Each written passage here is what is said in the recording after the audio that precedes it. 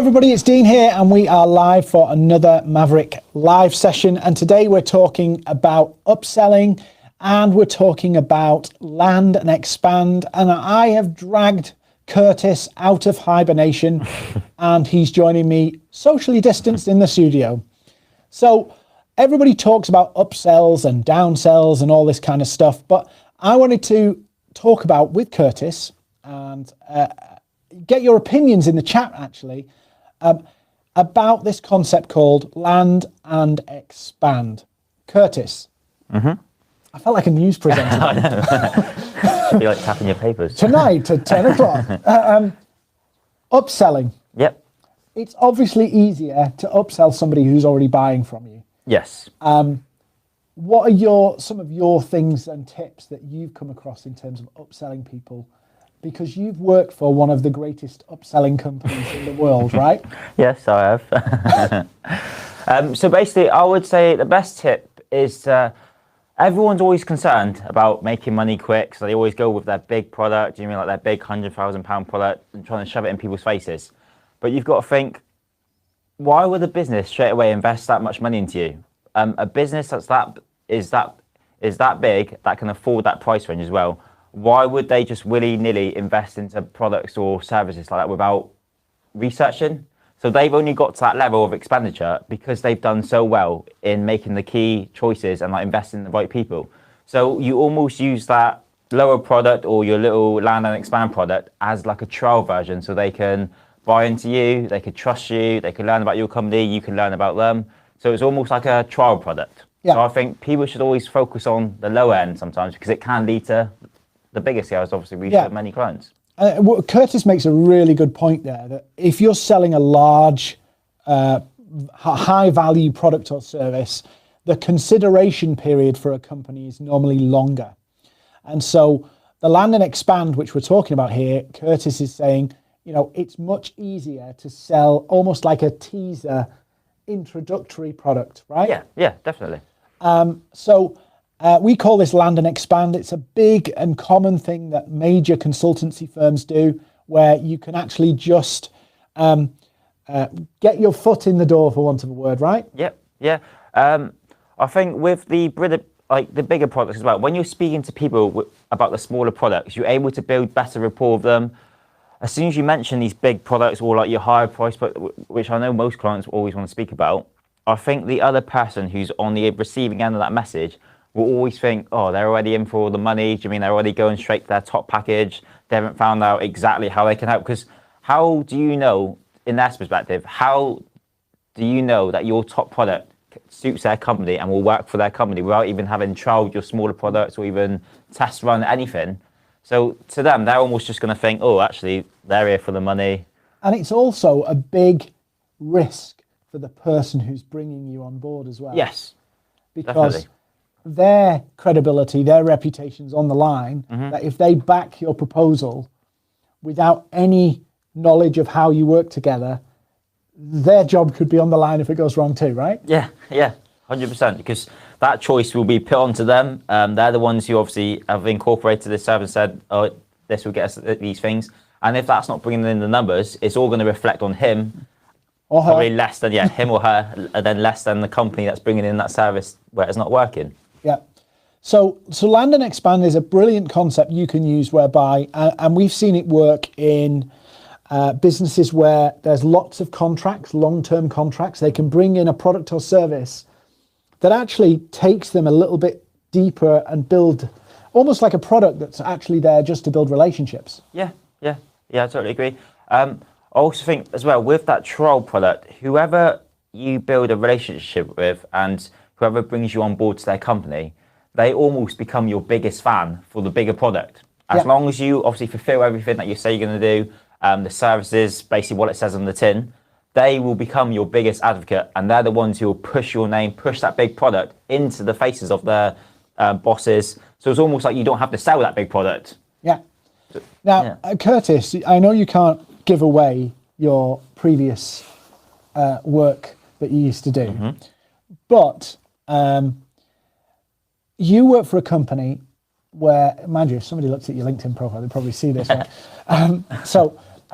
you work for a company where they actually had a relatively cheap sale, but your job and your team's job was to literally convince customers to buy more stuff, which was effectively very, very high margin stuff, right? Yeah.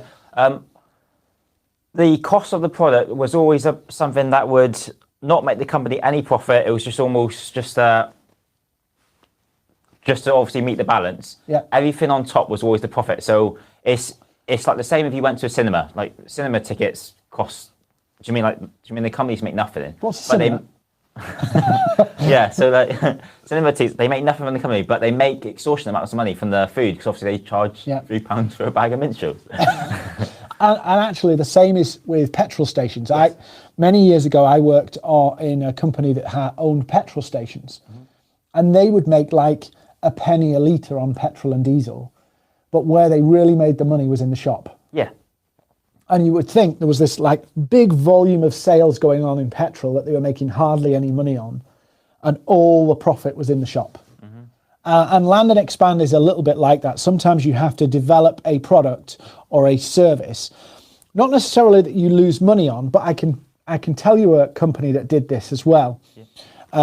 Is you get something that gets you over the line, you've built a relationship, you're working with that company, and you can expand that relationship, Landon Expand. But there's a very famous business, mail order stationery company. And for many years, they would sell copier paper, the paper you put in your printer, at an absolute loss. And the reason they did this, they were selling it for like 99p a ream. Yeah, and some of you maybe watching this will know who I'm talking about. And oddly enough, I ended up working for one of their parent company that took over them in the end. They would sell paper at 99p a ream. They were losing money on the paper. Yeah. Now, I wouldn't advocate doing that in this day and age, but they did back then. And that was to get the account with the new customer. So they would literally create a ridiculous offer to get people to buy the paper. And then they'd go, oh, what about this? Do you want this? Do you want this? We got this offer. And actually, when you look at some of their other products, you actually see how expensive they are. Like printer cartridges and things, but it does work. Yeah, definitely. It's like with most companies, like if you go to any estate agent, they will offer you a free valuation. Now they don't do it because of the kindness of their heart. They do it because it costs them money because obviously they're sending like a manager or a senior negotiator out. So there's that costly, obviously there's that hour that they would be paid. So they will go out free of charge and they will just use that basically to just... It's lead generation. Yeah. So it's lead generation. So they use it just to generate a conversation with someone who they want to speak with later, or do you mean like a deal breaker? So it's just like with anything, like if you're using your lower product, even though it costs, you're almost just using it to generate a conversation later down the line, which is how you have to see things these days. Yeah.